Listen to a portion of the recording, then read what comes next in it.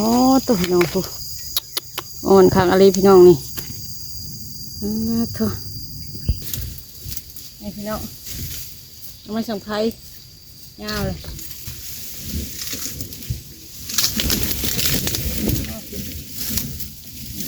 เอาเนี่ยอดมันไปต้มนี่พี่น้องนี่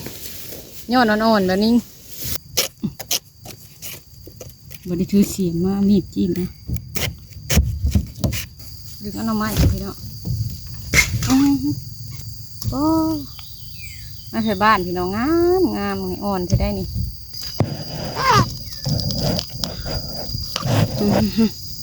ยังขาวคักอันนี้ก็ได้เอาทำนี่กับพ่อแหละใส่เล็มน้อยมือนี่พี่น้องโดยกราบสบายดีและสวัสดีเด้อพ่อแม่พี่น้องวัดสุโขสุคนมาพบพ่อกับสาเล็มน้อยมือนี่พี่น้องเขามาป่าพี่น้องกุ้มเพื่อนสาเล็มน้อยนี่แหละพี่น้องเขามาหาเบิ่งหน่อไม้พอไอเทวว่าอยากกินต้มหน่อไม้กับเจลก็เลยว่าเขามาส่งเบิ่งหาเบิ่งหน่อไม้สังไพรโอ้หน่อไม้เก่าหน่อไม้ห่างแถวป่าอันบนมันห่างแล้วนี่แหละพี่น้องหาเลาะเบิ่งแต่ว่าบ่ได้เข้ามาโดนเลยมันยาวพี่น้องเลยไปพี่น้องเป็นจังใดก็ไปเบิ่งไปชมนำกันบ่ได้คือขาตั้งกล้องมาพี่น้องสิหาตั้งแถวมื้อนี้แหละเอาหน่อไม้หาเบิ่งหน่อไม้ก็หน่อไม้ก็ยาวแล้วเพิ่นมันอยู่ในพี่น้องยื้อไม่สังไพ่พี่น้อง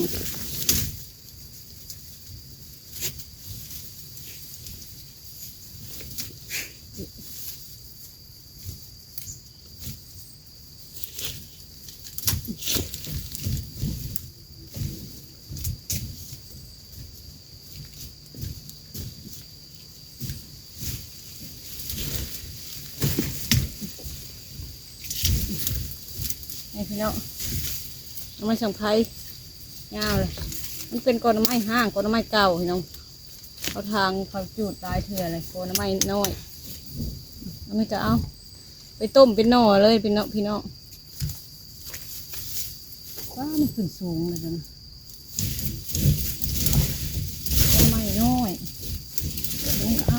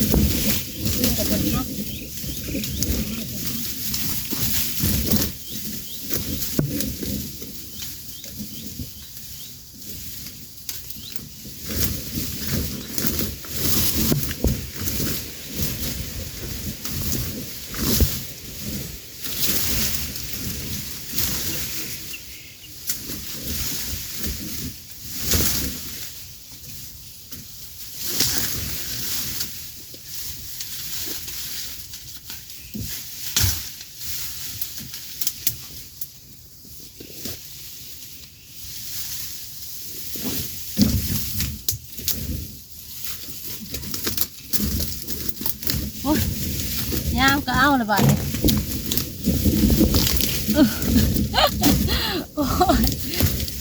มันขึ้นยาวไปเลยเป็นก้อนไม้น้อยน้องก้อนไม้เก่าได้ป่ะ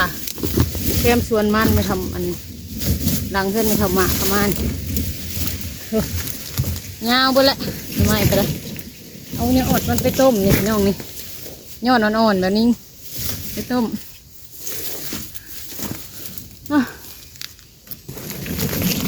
ขอไอเที่ยวคนผักเวียก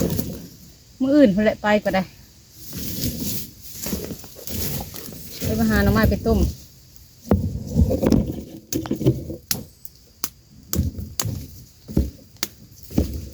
เป็นแหนงเลยหน่อไม้สังไพร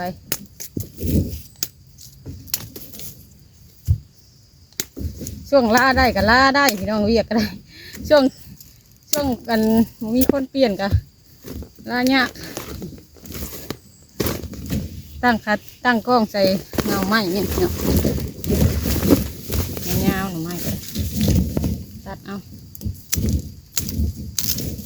ตายนะมาต้ม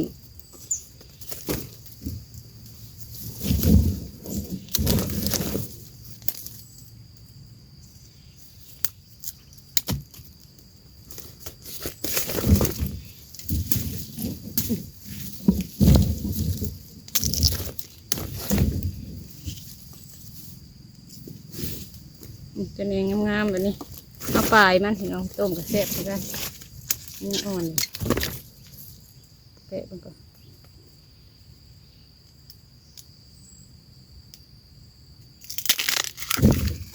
มันแก่แล้วแต่ตัวมันอ่อนนะนี่พี่น้องมันจะตายตัวมันอ่อนเบิ่งกอใหม่กันมานี่หน่อไม้สัมไพรก็ได้แต่มันยาวๆมันพี่น้องเอ้ยนี่แต่เนงยาวๆแต่ก็อ่อนพี่น้องเอาไปต้มเสริมเป็นเนงเลยตัดเป็นทอนแล้วก็ต้มมาหน่อไม้ไผ่บ้านบัดนี้พี่น้องเอ้ยไม่ไผ่บ้านก็เอาผู้กำลังโป่งขึ้นมาผู้กำลังขึ้นหน่อนี่กันนี่พี่น้องนี่ไม่ไผ่บ้านแต่หน่อมันงามหน่อมันอ่อนครับพี่น้องแล้วเล็กน้อยก็เคยมาเอาอยู่นี่ตลอดพี่น้องโกในเข้ามานี่ในคุมเพื่อนชาเล็กน้อยเข้ามานี่แหละนี่ตัวนี้เอาหน่อไม้กับพี่น้องเลยบัดนี้บ่ได้ถือเสียมมาโอ้ไม้อยู่ในพออยู่ใน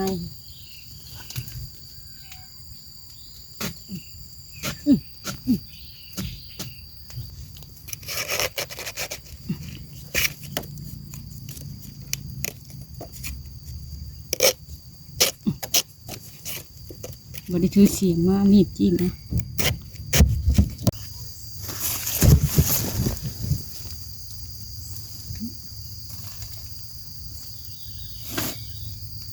ดึงเอาหน่อไม้พี่น้องเอามีดจิ้มแล้วก็ได้แล้วพี่น้องนี่โอ้มาใส่บ้านพี่น้องงามอ่อนใช่ได้นี่จักแกงก็คือสีแซ่บแต่ว่าเสียเมื่อต้มกินกับแจ่วปลาแดดแจ่วกะปินี่พี่น้องโอ้หน่อบักใหญ่เลยไปเอาอันข้างเบื้องนั่นบัดนี้ยังอีกหน่อหนึ่งอยู่ข้างเบื้องนะเคยมาอยู่ตลอดก่อนนี้พี่น้องตะกี้อันดาวเล็มน้อยมาอยู่ใหม่บุหูโกนไม้เคยเข้ามาหล่อแล้วเห็นนำมาหาพื้นหายังเห็นยามมันพอไอเที่ยวก็ไปเห็นงานพี่น้องเอ้ยดาวเล็มน้อยก็เอาลูกอยู่เฮือนนั่งเถื่อบ่มีแนวกินแม่ลูกอ่อนพี่น้องเอ้ยรถจักรกับขั้นเดียวพอไอเที่ยวไปเห็นงานแล้วกันแล้วเลยพี่น้องอยากไปใช้ก็บ่ได้ไปลูกก็ยังน้อย2-3 เดือนนี่มาอยู่ซับในเที่ยว3 เดือนปลายนี่แหละแล้ววันนี้ก็เอาป้าลูกไว้พี่น้องป้าลูกไว้ในตูบก็หมกเพื่องแต่กี้ตูบเป็นชีชาเล็มน้อยง่ายไปทางหน้าเพื่อนเลยแต่ว่าขังผ่าตังเอาผ่านั่นขังเพราะว่าตอนมาเห็ดเฮือนแหละนอนอยู่ในหันเลยพี่น้องก็เลยขังหลังจากเห็ดเฮือนแล้วก็เข้าไปนอนในเฮือนแต่ว่ากลางเว้นออกมาอยู่ตูบตัวนี้เอาไอเทลนอนในหันเลยค่ะหัวมีก้อนไม้อยู่นี่เลยค่ะเด้งเข้ามาอย่างโดยตรงมาเลยพี่น้องมาเลยค่ะซับเอาหน่อหนึ่งกับเมื่อแกงกินพี่น้องเลยบ่มีแนวกินนะอยู่ผู้เดียวพอไอเทลไปเห็ดงานแบบนี้ผู้ใดกับบ่มีได้พี่น้องเลยเข้ามาอยู่ใหม่เลยค่ะคนแถวคุมนี้มันก็บ่ได้ลายเขาก็บ่ลืมบ่เคยปันใดตะกี้รถจักรไฟกับบ่มีนะพี่น้องแถวคุมนี่ไฟก็ไปเวียกไปงานเบิดเอาหน่อไม้นี่แล้วไปแกงตัวแกงแบบบ่ได้ใส่ผักคะบ่ได้ใส่ยังอะไรพี่น้องแต่ว่าลูกแสลมน้อยได้3 เดือนแล้วก็เริ่มกินนั่นกินนี่ไปอะไรพี่น้องเริ่มคอยเฮียนกินไปอาหารแบบรสจัดแล้วเขาก็บ่ได้กินเลยนะพี่น้องกินแกงตัวใส่บ่ใส่เครื่องปรุงที่มันรสจัดลายอะไรพี่น้องบ่ใส่ผักคะคุมบูฮานเพราะว่าย่านพิษกรรมแล้วก็เลี้ยวแต่ห่างกายนะพี่น้องแต่ก็ย่านไว้ก่อนก็ดีคือการหักษาตัวเองเขาเองนี่แหละพี่น้องทำดีมันเศร้าเองเขาไปหาหน่อไม้เล่าสุพังพี่น้องเลย เอาแล้วก็ได้หน่อหนึ่งซ้ำนี่แล้วก็แล่นออกเมื่อน่ะล่มพี่น้องคลองเคลื่อนน่ะล่มหัวเข่าแล้วซักใส่ขี้ดินขึ้นมายังอยากหัวพี่น้องเอ้ยตะกี้อยู่ไกลบ้านไกลเมืองเป็นแล้วนี่เนาะพ่อแม่ก็อยู่ไกลเอาลูกคนเดียวบัดนี้โอ้ยวะมาหาหน่อไม้นี่แหละไปเก่งให้แต่ทางเข้ามามันใกล้ๆนี่สดประมาณนี้จะฮอดเอาหน่อนั่นก็พี่น้องบัดนี้ยับเข้ามาพี่น้องบัดนี้กำลังป่งตัวคันแสลมน้อยถือเสียมเข้ามาคือสิขักอยู่อันนี้หัดโบได้เอ้า อันนี้หัดโบมีเสียมจังเอ้ยโบได้ถือมาถือแต่มีดคือเรามาหล่อเบิงเฮ็ดเบิงยังน้ำนี่เลยว่าถือเอามีดเข้ามาเสียมกับมันนักพี่น้องเสียมแสลมน้อยนะยังบ่ทันได้เอ็นตัวหนึ่งเลยกะยังให้หมูไปโจดให้อยู่มันบ่ได้มันหักยังแต่ตัวใหญ่นี่พี่น้องตัวนี้ก็กำลังขึ้นมานี่กำลังขึ้นมาคือกันพอดีเลยพี่น้องจำนี่ตัวโอ้อันบักใหญ่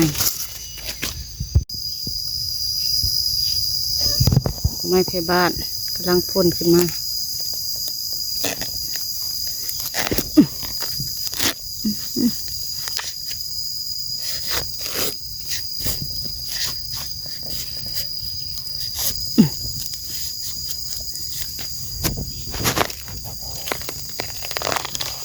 ตัวพี่น้องผู้อ่อนข้างอะไรพี่น้องนี่ตัวอ่อนเป็นอ่อนไม่แพ้บ้านพี่น้อง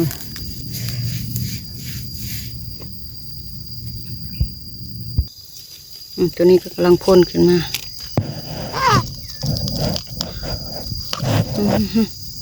ยังขาวคักอันนี้ก็ได้พอกินแล้วพี่น้องไปต้มหน่อไม้พี่น้องหาสองสามกอนี่แหละพี่น้องไปหากอหน่อไม้สังไพกอหนึ่งก็มาเอาหน่อไม้ไปบ้านนี่กอนี้มันใกล้นี่พี่น้องเข้าเลิกกะอะไรมาผู้เดียวก็เลยบอกไปเลิกปันใดซ้ำนี่ก็พอกินเลยพี่น้องถ้าเข้าไปอีกก็มีคือกันกอหน่อไม้ทางในเข้าไปก็มีอีก2 กอพี่น้องแล้วก็กอหน่อไม้สังไพก็มีคือกันแต่สำหรับน้อยก็สิเอาแต่พอกินแล้วก็ยาพี่น้องเลยลังเทื่อไปหาเทือนากะให้ผู้อื่นเอาน้ำเนยนะพี่น้องว่ามันใครก็หาอยู่หากินคือกันพี่น้องเลยเอาสำนีกับพ่อแหละสำเร็จน้อยมือนี่พี่น้องอย่างใดก็สิออกไปนอกก่อนบัดนี้พ่อกันอยู่นอกคนละพี่น้องย่างออกเมื่อก่อนบัดนี้จะหน่อยใหญ่ๆงามๆออกมาหอดแล้วพี่น้องสอดออกนอกที่พอดีเลี้ยวเห็นเพื่อนไม่ทำมะสอดออกมานี่พอดีเห็นเพื่อนไม่ทำมะว่าสิออกไปหาหน่อไม้น้ำเขาน้องไผ่อยู่น้องไผ่ก็ไปหาอยู่หน่อไม้ก็ได้อยู่คู่มือพี่น้องเลยเพื่อนก็มาเห็ดหน่อไม้ทงเห็ดหน่อไม้ส้มไว้กินเลยพี่น้องพอได้แกงใส่ปูใส่ปลา